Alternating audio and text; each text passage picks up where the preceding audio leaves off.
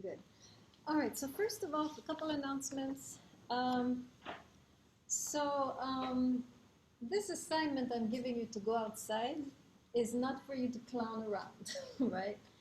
I mean, there was one group that was working well, but you were supposed to split up in threes. There was a reason why I said that, right? So you need to be in threes so that you have a good dynamic, and you need to be working on the text, not just talking about life, right? Um, this is graded. This is a point, right? So I was playing with the idea of taking off points today, but I won't. This is a warning, right? If I see that a group is not functioning, I'm not even going to say anything because it's going to put me in a bad mood to say something. I'm just going to take off the point in a kind of a backstabbing, passive-aggressive way. It'll make me feel really good.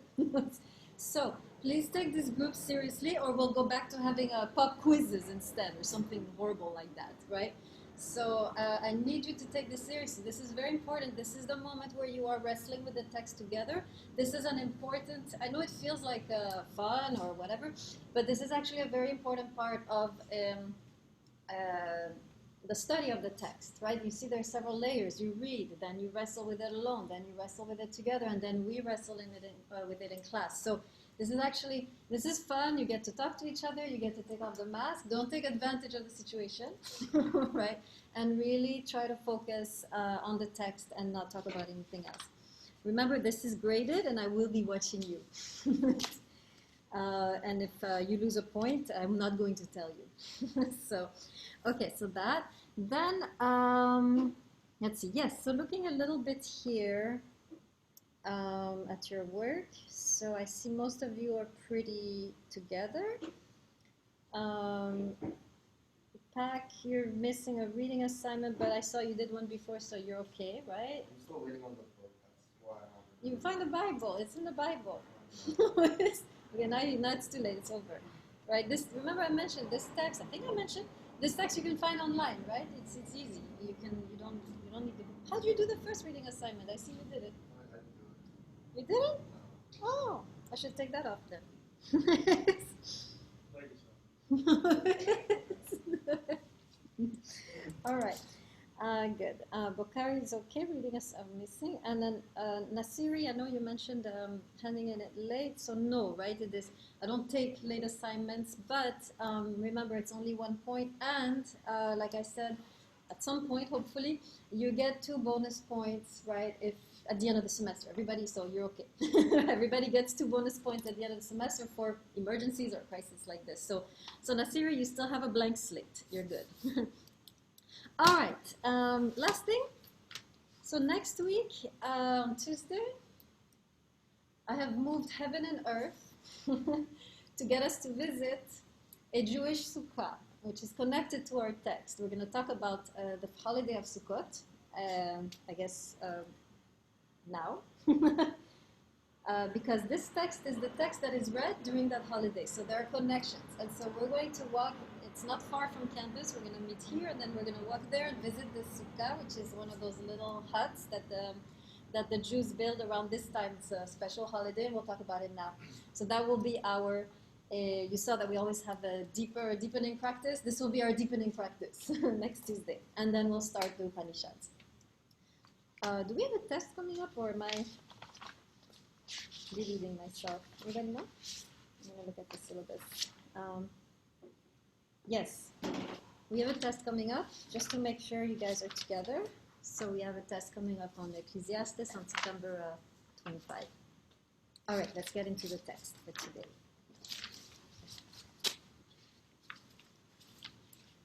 Hold on. Good. Okay, so let me briefly talk, since we're going to visit the sukkah. Let me write it on the board. Let me briefly go over what we said last time because it's connected to that, and then we'll go into today. So this text is read during the Jewish holiday of Sukkot.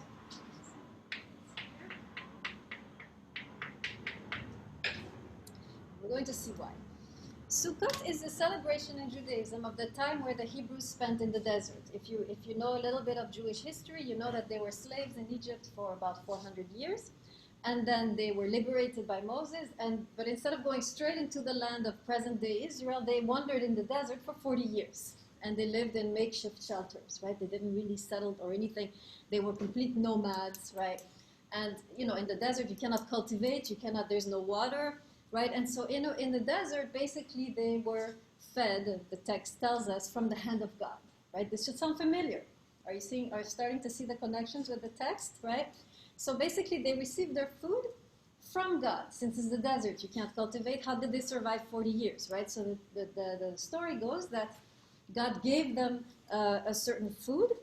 If you're familiar with the Hebrew text, which was called manna, right, in English, which I think scholars have researched this manna, which was kind of a white powdery thing that you could gather and then make flour and bread with.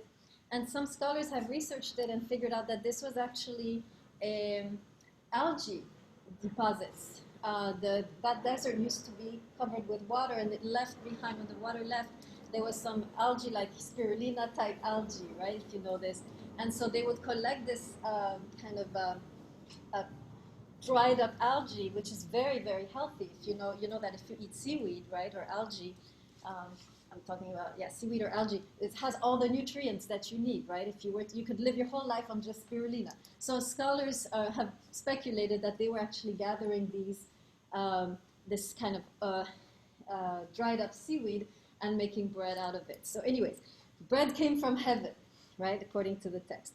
And so they wandered like this. And so when they arrived in the land of Israel, Moses created a holiday to commemorate this time when they were completely dependent on God, so that they would not forget, even now that they become even now that they enter the land and now they can plant, they can farm, they can have their own food, they can be in control of their own sustenance, they were never to forget that ultimately, right, they were brought there by God and God fed them, right? So Sukkot is the time when if you go to Queens, you will notice the Jewish people build these little huts outside of their homes. Has anybody seen one of these? Like when you're driving by or walking by? So you, Lanera, anyone else?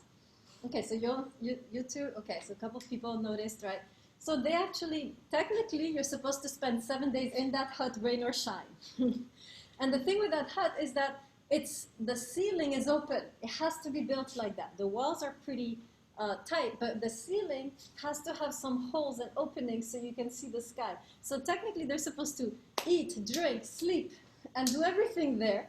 Rain or shine, they're supposed to be sitting there. And the ceiling is not that great, right? So tell me a little bit if you can see a connection between the festival of Sukkot and what we studied last time in the book of Ecclesiastes. There should be some connections that you're noticing. And people on Zoom, you can also participate if you raise your virtual hand.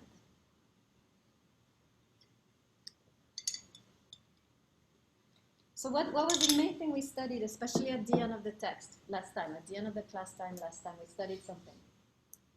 We saw there was a transition. Yes? Yes, we moved from Solomon, right, being in control, striving to be happy, to Solomon kind of opening up, right, to the dimension of grace, noticing that ultimately happiness cannot be controlled, or you cannot make happiness happen. It's something that you receive. This attitude of receptivity versus the attitude of striving, attitude of receiving versus grasping. This is the mental shift, the psychological shift you have to make, right, to really enter or create the environment for happiness, right? So Sukkot is that. Sukkot is all about, here I am in this hut. I am not in control. I'm commemorating this time when everything was given to me and I was not in control. It's a remembrance, right, that ultimately everything comes from the hand of God, at least for the Jewish people. So these are the connections with the book of Ecclesiastes. So, okay, so today, let's go into our text. We're going to be talking about time, chapter 3.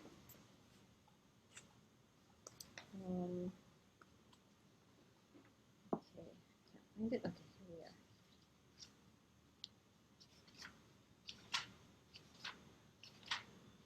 are. All right. So we are now shifting from the dimension of space to the dimension of time. Now, I'm worried because most of you are not writing, and I don't know how you're going to succeed on the exam if you're not taking notes.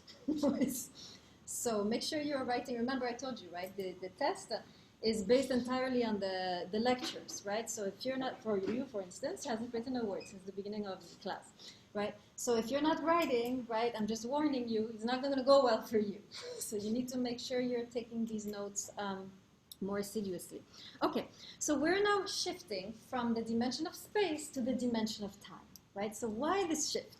So we saw space, right? This is the chapter 2, when Solomon was trying to cultivate, to possess, to acquire, right? Dimension of space is the dimension most of us live in. This is the dimension of control, right? When you're working hard for your test, when you're working on your job, when you're cleaning your house, when you're trying to develop a relationship, this is relationship, no, actually fits in the other dimension, but most areas in our lives where you're in control, where you can do something, right, to further yourself, where you can actually, where your work is rewarded, like studying for a test or doing well on a job and so forth, this is dimension of space, right?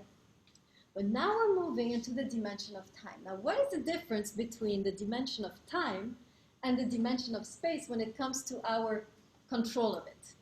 Space, I can come around, I can throw this chair over here, I can turn off the light, I can destroy this building, or I can build it up. This is space. This is the realm of my control. What about time? How does it connect? How masterful are we of time? We are slaves to time. Okay. I hadn't thought of it like that. Well, we can't control it.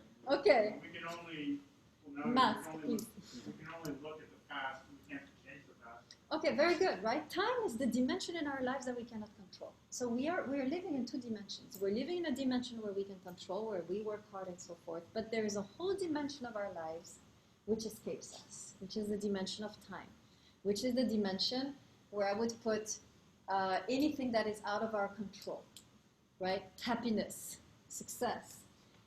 Well, no, not success, we can control, but happiness, love, right? Peace, we can't control. Joy, right? This is the whole other dimension which we are trying to talk about in this class, right? Happiness, which is out of our control, which we have to, in a way, position ourselves to receive, but we cannot make happen, right?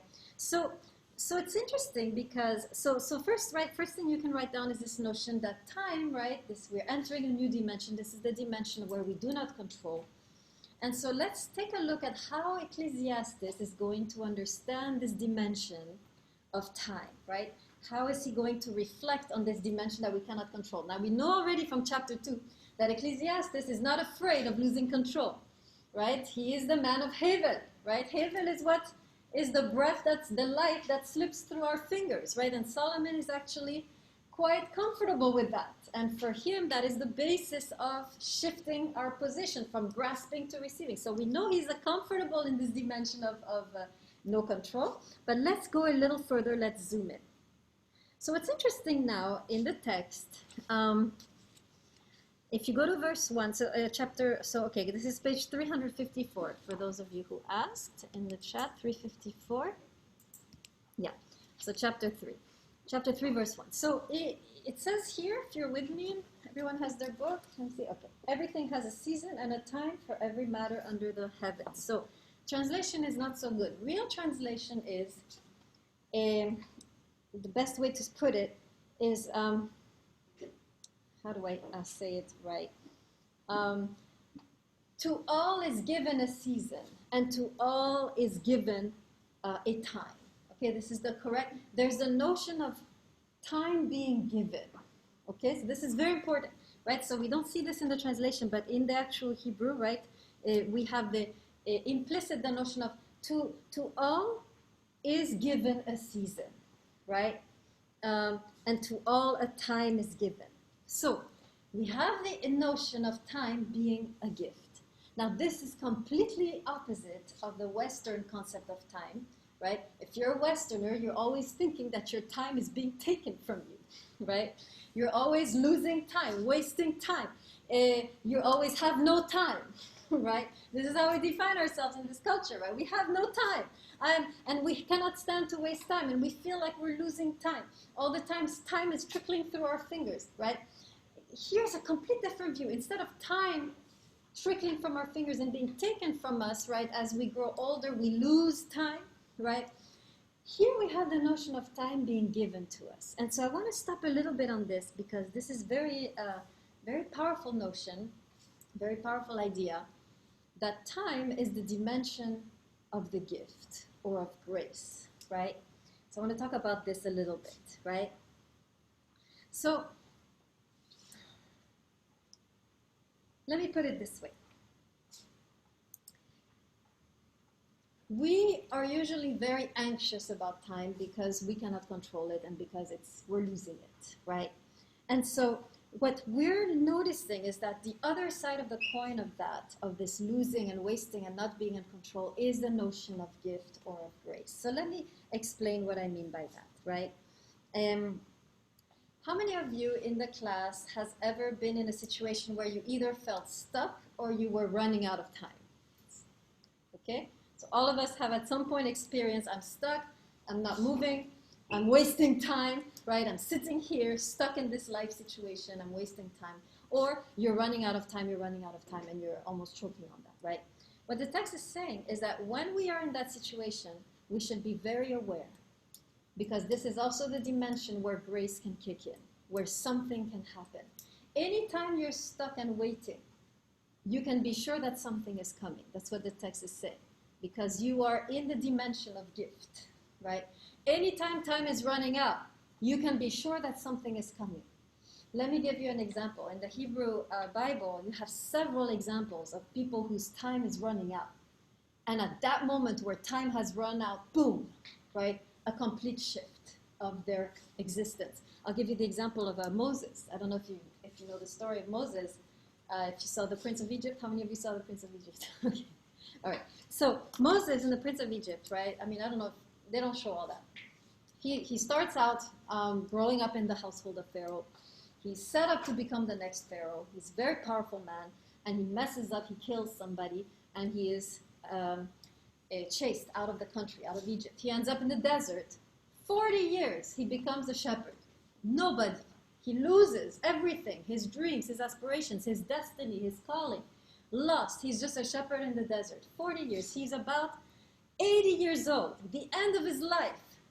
What happens then? When time has run out for Moses, anybody remember? Yes. Yes, burning bush experience, right? This bush that burns but does not get consumed. And this is when he receives his calling to lead the people out. So this is a man whose time had run out. And at that moment where the last drop of time was about to fall, is the moment that everything opened up. This is what he's talking about here. Anytime that you feel that time is playing tricks on you and you're going to lose everything, wait a couple more minutes or hours or days or months, and poof, you will have something will happen. Another story, very similar, just to illustrate this idea. Abraham and Sarah, the oldest couple, right? This is the Abraham we know is the father of believers in terms of Christians, Jews, and Muslims, right? He's promised by God that he will have a child. He turns 100, and his wife is 90. Still no child. What happens then? Time has run out. They have been sitting here wasting time. Time has run out. What happens now? Nobody knows? Zoom? What happens when Abraham is 100 years old, his wife is 90? Yeah, Isaac? Thank you. Yes, they have a son, right? So these are stories, right, of course, and we can believe them or not, but these stories are they're telling us something philosophical. There is a philosophical truth being transmitted by these stories, is that time is the realm of grace. And there is no time that is wasted, and there is no stagnant time. Time, in a way, yes, we are out of control, but precisely because we are out of control, grace can appear. Put that down. This is very important. Time is the realm where we are out of control, right? But precisely because we are not in control, grace can appear, right? Anytime you feel in your life that you have lost control, this is the moment to relax. This is a state of grace. Something will happen at that moment where you finally realize I can't do this. I can't make this work. I can't create this. I can't fix this. I can't heal this. The moment you realize I can't is the moment now you have opened up the dimension for grace, for something to from the outside to come in and move you forward. So that's what he's saying here, right? Time is the dimension of grace. Space is the dimension of effort. These are the two dimensions of humanity. We are in these two dimensions of effort, but also of grace. Why? Because our effort is never enough, right? There is only so much we can do, and then we have to leave it up to grace. That's the lesson here between this. Now, let's go further. If you saw from verse 2 on, verse 2 to 8, you notice that Solomon now is going into this kind of cyclic time, right? If you read together, a time to be born, a time to die, a time to plant, a time to uproot, to kill, to heal, to weep, to laugh. He's talking about opposites, right? And he's saying, for all of, and then he concludes after these opposites, and this is very powerful. This is page 11, not good translation. Maybe I should change the textbook, right? The translation on verse 11 is everything he has done aptly in its time, but actually the real word for aptly is beautiful. And the best translation is, you can write this down, he has made everything beautiful in its time. Right, I'll say it again. He has made everything beautiful in its time. Right, this is the actual Hebrew. There's a notion of beauty. Right, so let's stop a little bit and think. How is it, right? Let's look at this text. Time to be born is beautiful.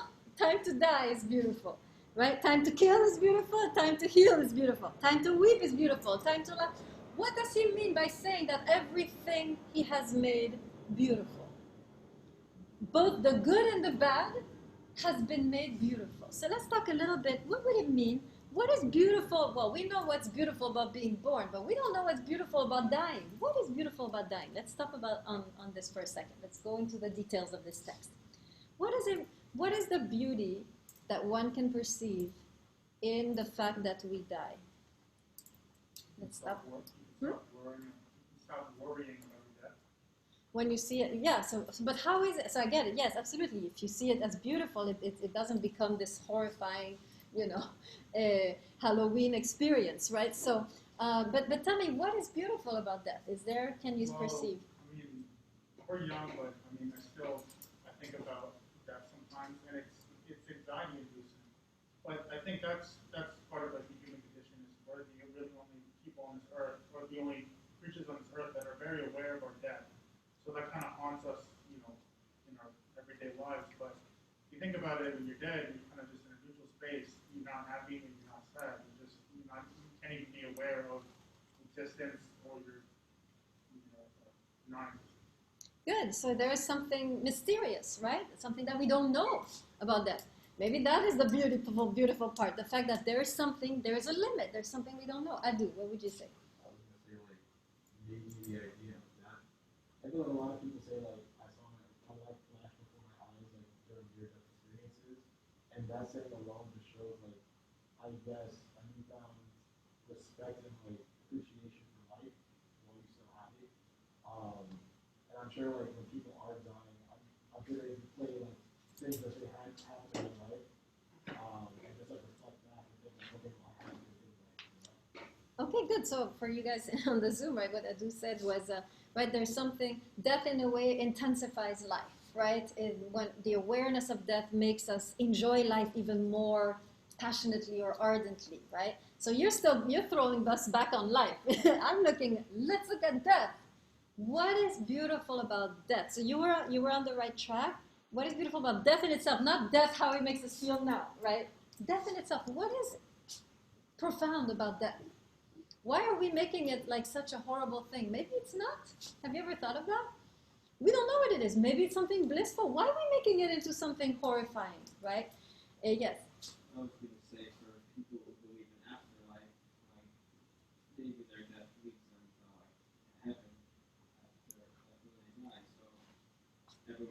everyone basically knows that if you go to heaven, it's better than your life on earth.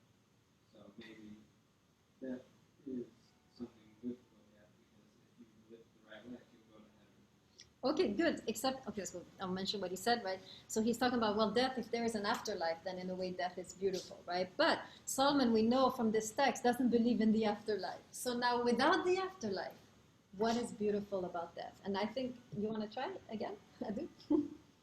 Is it like the concept of like beauty to something coming to an end? You're on the right track. You're on the right track. Like, he says that there's a time to be born and a time to die, and that everything has its season, a start and an end. So in my head, I would think like the beauty of like time itself is the fact that it's fleeting and it does come to an end at the end of the day. Okay, the beauty of being finite, is that what you're saying? There's something beautiful about being finite, about being fragile, about being just a breath, right? Or you can say the beauty of a life well lived, right? Because the death marks the accomplishment of a full life. So you guys are getting there, Lanera. I don't know. This is something I think about sometimes is when the phrase "only the good die young." Sometimes I think that if your sense of death is kind of appreciated once you realize that what you've done in your life, or maybe you figure something out, something so profound that you kind of just accept that you're like people are on their deathbed as well, right? There's this idea that they want to be with their loved ones, but once they tell their loved ones to go, it's like crazy how they can just die. Like it's almost like they've accepted like their fate, and they're like you were saying with grace, they've accepted that their time has come. So therefore, then they can go. But there's all these things, all these stories where the longer your loved ones stay by your side, the longer you're willing to be alive. But once you tell them to go, and then that's kind of like, they die. Very nice, right? What you said that I thought was so beautiful was the notion of death as surrender, right? Throughout life, we surrender, right? And death is the ultimate surrender, right? Throughout life, we recognize I can't go anymore, I can't do this, I am not, and death in a way is the ultimate, and there's something beautiful about this last surrender, right? So so we can see how, I mean, and philosophers have talked about this too. You have somebody like Gabriel Marcel, who mentions that death is a mystery, right? And as such, we don't know what is going to happen. We don't necessarily need to fear death, right? Because in a way, we don't know what it is, and there's beauty in this unknown, right? This border that we cannot cross and trespass, right? There's beauty in the unknown. Philosophy is all about that, right? Praising the unknown and praising the mystery, right? This is kind of death is in a way reminding us there's a limit to what you can know and control, and that in itself, there is a beauty to that I cannot know and control everything. There are some things that I cannot control, some things that I cannot know, and that in itself is beautiful, right? So let's go to the next one, a time to kill and a time to heal. That one is a tough one. By the way, killing here, in the Hebrew doesn't mean murder, the time to murder. Yeah, sometimes I wish there was a time to murder and a time to heal, but killing here is more about destroying, right? So a time to destroy and a time to heal, or a time to perhaps to wound and a time to heal. So when is there a time to wound or to be wounded? Let's look at that a little bit. How is being wounded actually beautiful at times? Yes? I mean, like, if you're going through, like, a breakup or something, and the healing process is very long and hard, but at the end of the day, you know that you're going to be okay. So, like, yeah, in a way, it's beautiful. You get to feel what it's like to go through a heartbreak. Then you feel yourself grow as a person, and you feel yourself, like, you know what, like, for the next relationship, you know what you're looking for, you know what you're not looking for. So in a way, the breakup, although it sucks at the time, after a couple months or however long it takes, you will become a better person for yourself and for your next boyfriend or girlfriend. Okay, excellent, right? The woundings that we go through, right, sometimes are opportunities for growth, for deepening our ability to love, to learn, right, who we are, what we want, right? So wounding, right, which we consider we want to avoid at all costs, right? the ability to go through pain and the ability to receive the pain and grow from the pain, right, is one of the great beauties or opportunities of life, right? And of course, the ability that we have to heal and move beyond the pain, right, is also beautiful, right? So both are good. And then you have similar idea, right? A time to weep, a time to laugh. Here's another one, a time to love and a time to hate. Let's do that one. Apparently there's a time to hate. Hating is also beautiful. What does he mean by that? How is hatred sometimes beautiful and good? We tell ourselves, I have to love all the time. He say, no, there's a time to hate. Hate away. What is he alluding to here? Tell me some times where it's actually a good thing to hate. Yes? I think maybe when you hate, it's kind of like a deference of love, so you kind of realize why you hate something is because maybe you're missing something. But see, a lot of the times when people use the word hate is that generally they don't hate something, they just don't love themselves. So I guess if you understand hate or why you hate something, you can understand why why you don't love something or why you should. Okay, and what are some things we should hate that are good to hate?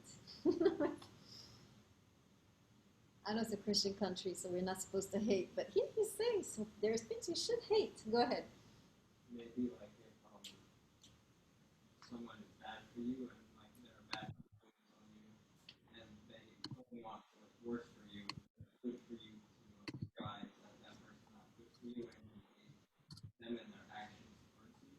Okay, good, right? We hate in order to create boundaries for ourselves. In other words, hate to protect ourselves from whoever wants to abuse us, exploit us. There is a moment to resist, basically, right?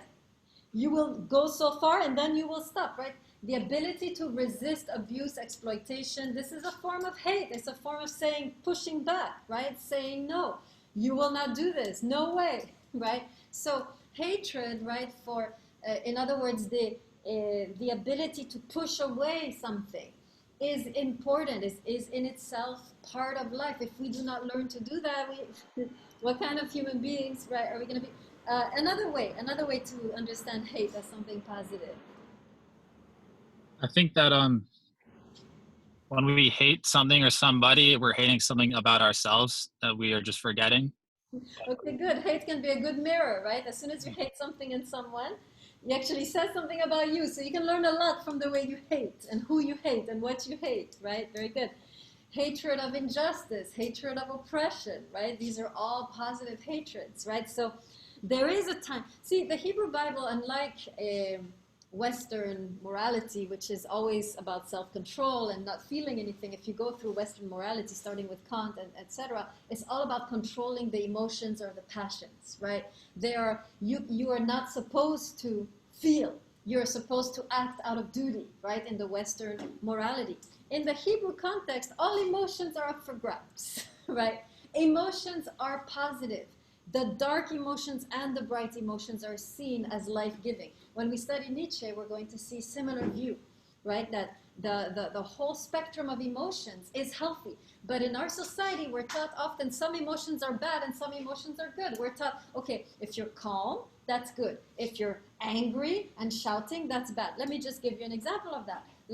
I forget when we had this whole George Floyd thing, right? And you had a bunch of rioters destroying everything. What was the reaction to the rioting? Not the protest, the rioting. We know there's a difference, right? Just the rioting. What did the media say? What did the president say? What did people say about the rioting itself?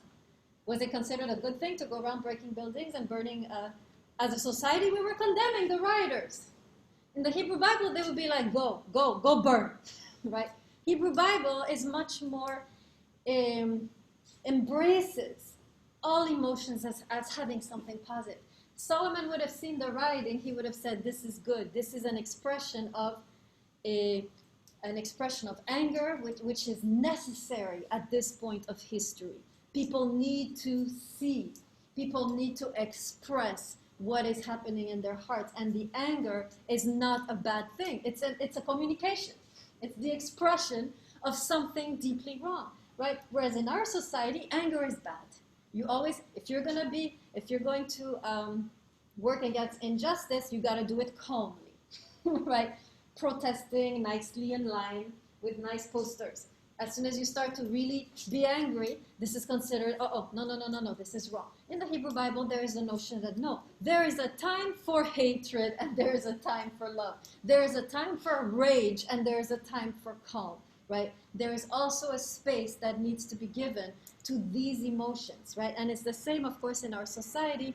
We also look down on depression, right?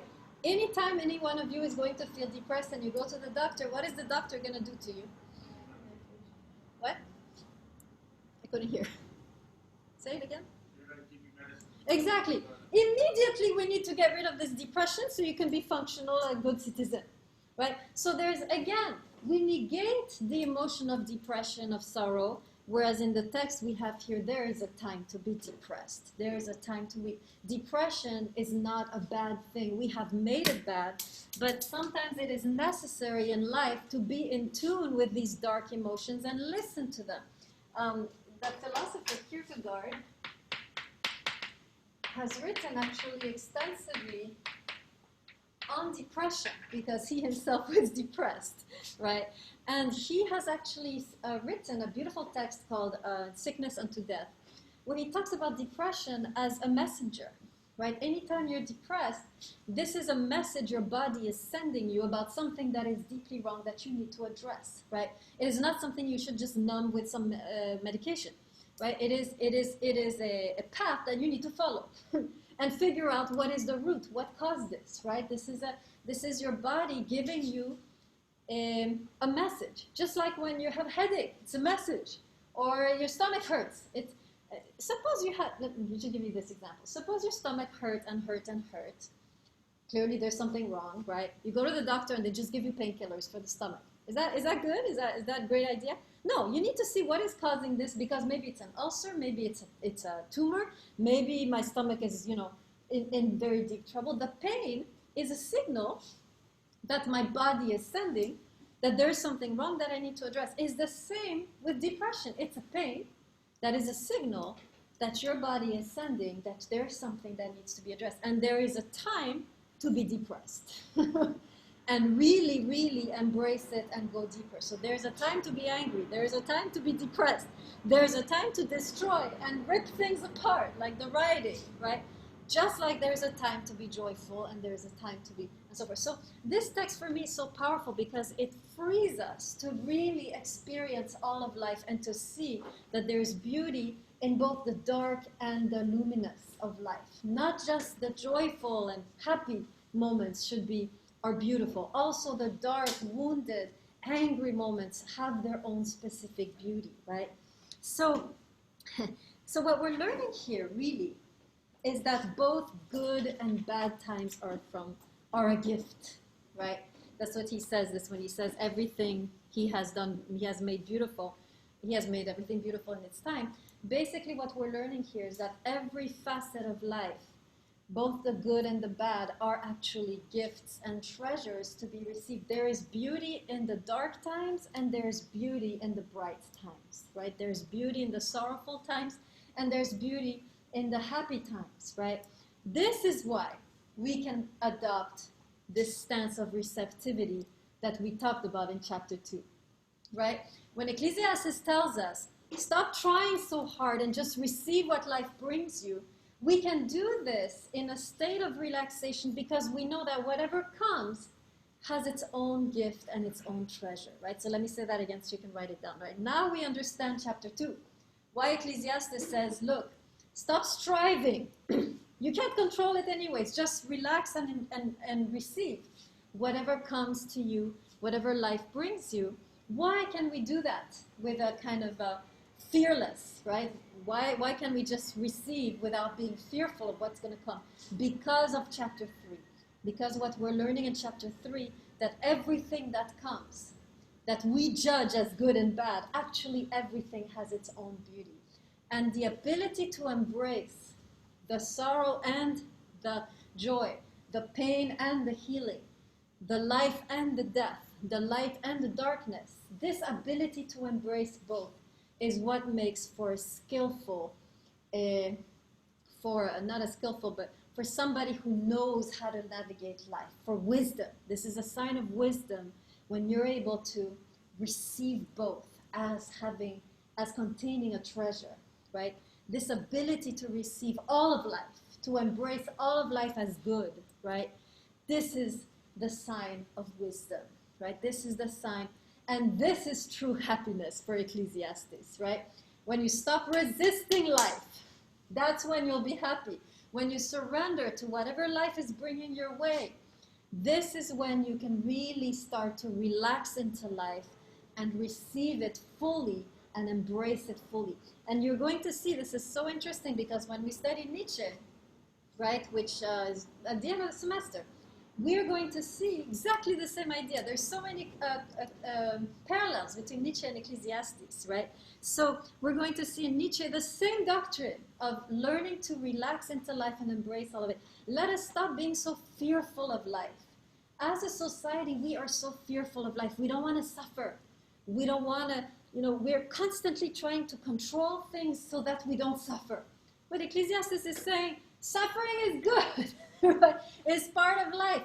So, everything that you're trying to avoid and flee, you're missing out on the beauty that is there and the treasure that is hidden therein, right?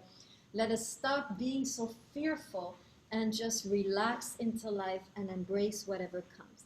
Now, he doesn't stop there. Ecclesiastes, always going back and forth and making jumps and making zigzags, right? All of a sudden now he gets, so far, by the way, we have been sounding very Egyptian. This notion of everything is good. This is not a Hebrew notion. You know this, right? Hebrew, there is good and evil, right? This is an Egyptian notion. He's speaking like an Egyptian, certainly not like a Hebrew there, because the Hebrews have a very clear distinction. This is good, this is bad. You will flee the bad, you will go to the good. Maybe that's why as a society we're doing that, under the influence of Christianity. Ecclesiastes here is entering the worldview of Egypt, saying no, which is the Eastern worldview, right? Everything can be embraced. And this is wisdom also, right? But now he becomes very Hebrew towards the end when he says this.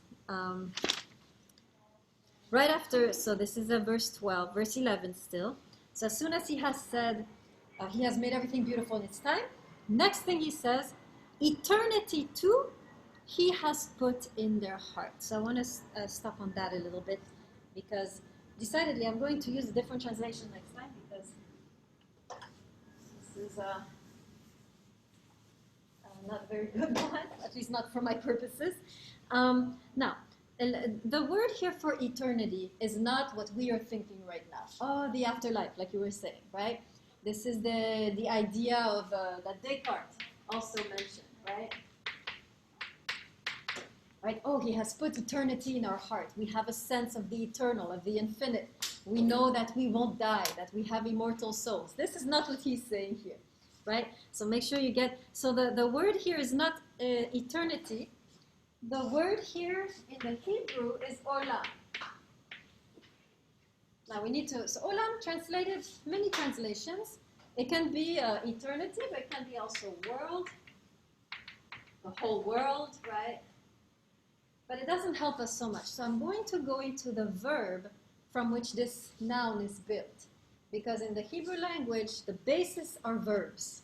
And from the verbs, they build nouns and everything else. So the verb, which is the basis of olam, and this is the word I want to talk about, is ne'elam. Ne'elam in the Hebrew means to hide or to disappear. Okay, this is our basis. Ne'elam is, and from ne'elam they build the word olam, right? But the verb form is what we're going to explore. Ne'elam. So ne'elam means to hide, to disappear. So basically, to translate now, it would be the hidden he has put in their hearts, or the undisclosed, or the unrevealed he has put in their hearts, or the secret he has put in their hearts. That would be the proper translation, right? From to hide, if you make that into a noun, the hidden, right? Or to disappear, if you make it into a noun, the disappeared, or the secret. Are you following what I'm doing with the grammar? Okay. So, Now let's try to figure out, what does it mean that in our hearts we have a sense of what is hidden? That's what he's saying. Let me say it again. In our hearts we have a sense of what is hidden. In other words, we have a knowledge of what is hidden from view. We see life, but we see what is hidden. So let's stop on that a little bit. What does it mean that here is life, but you have the ability through the eyes of your heart to see what is hidden, what is behind the scenes, what is the invisible behind the visible? Sounds very Platonic already, right? We're very close here to people like Plato. What does it mean? Let's talk a little bit about that. What does it mean that we have in our hearts the ability to know that which is hidden, that which is behind the scenes, that which is invisible behind the visible? What is he talking about here? Let's try to figure out that sentence.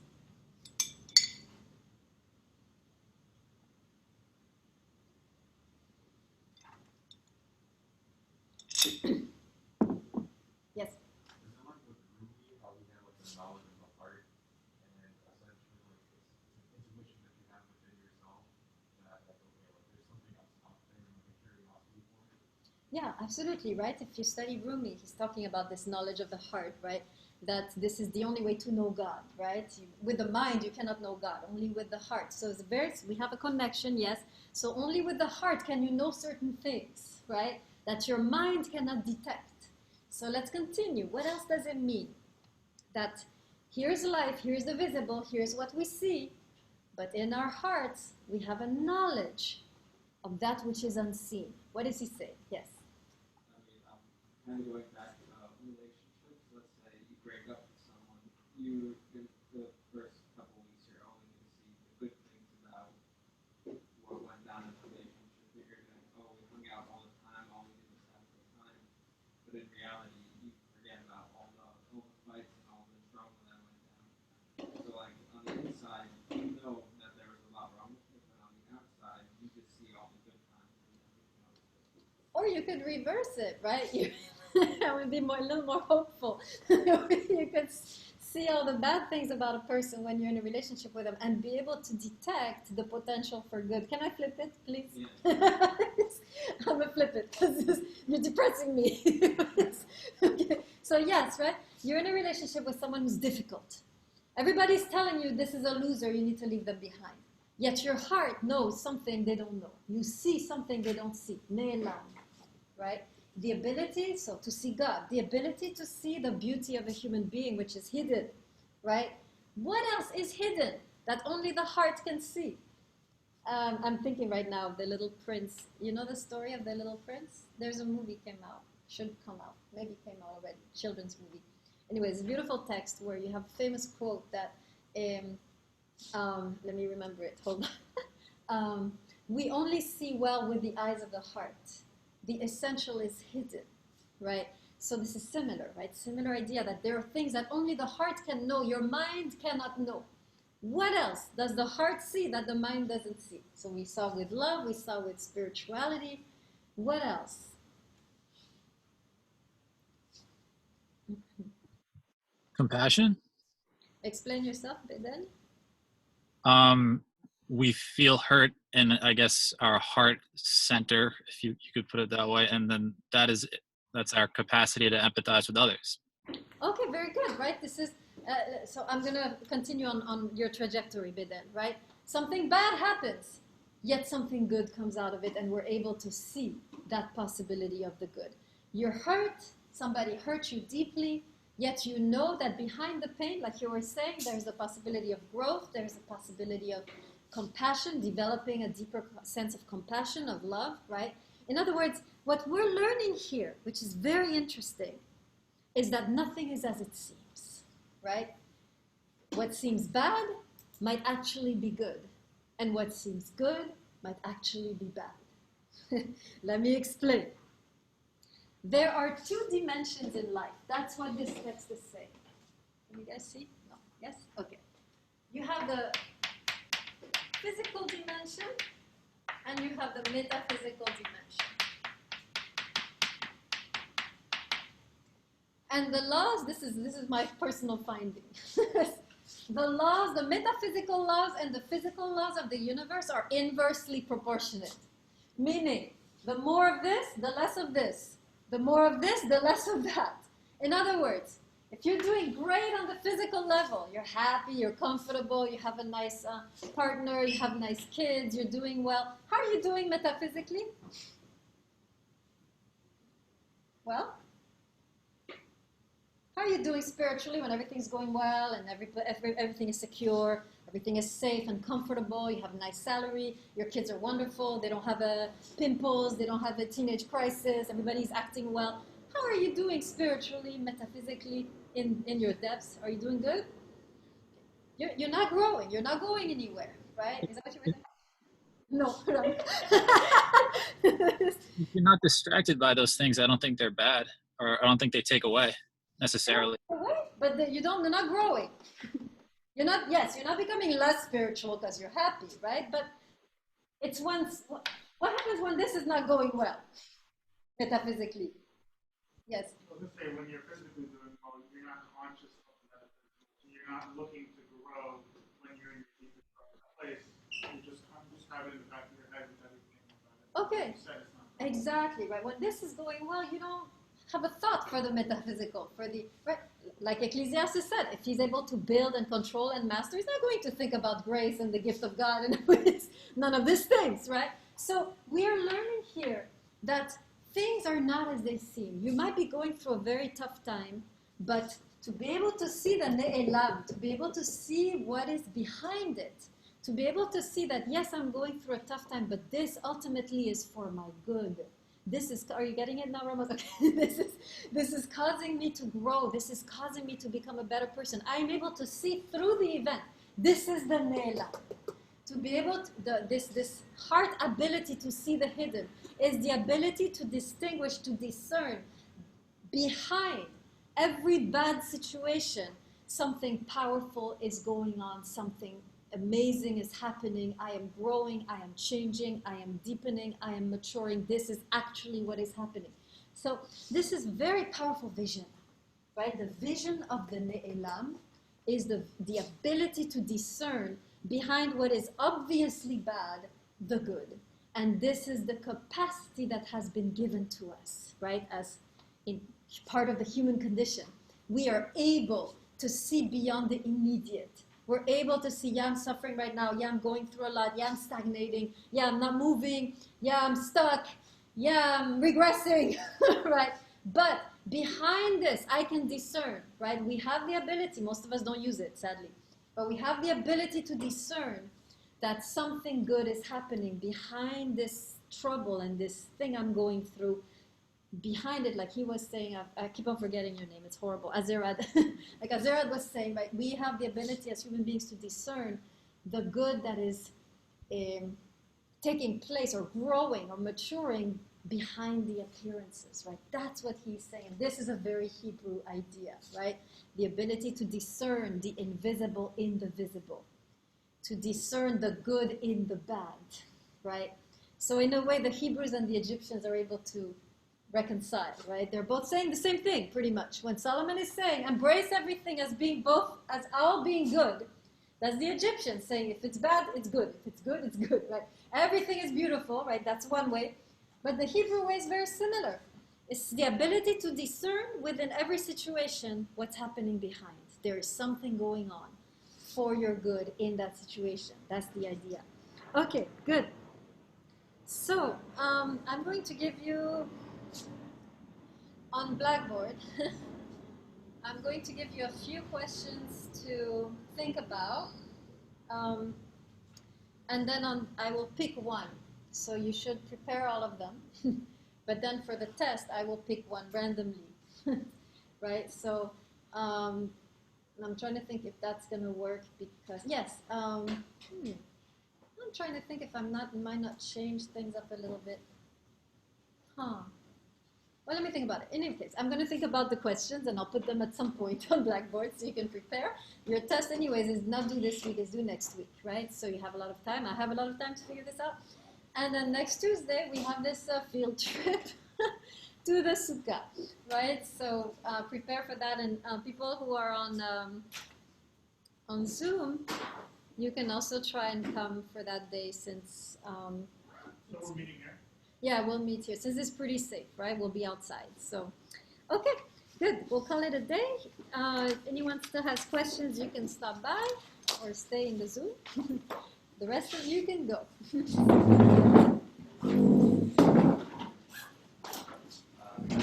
we write tests in class? No. Or we just assign them and then we tell Yeah, I think although I'm thinking about it because I'm trying to think if I want to do these deepening practices or if I want to do something else. Thank you. So you're welcome. Thanks. So I'm still, it's a new class, so let me stop the recording.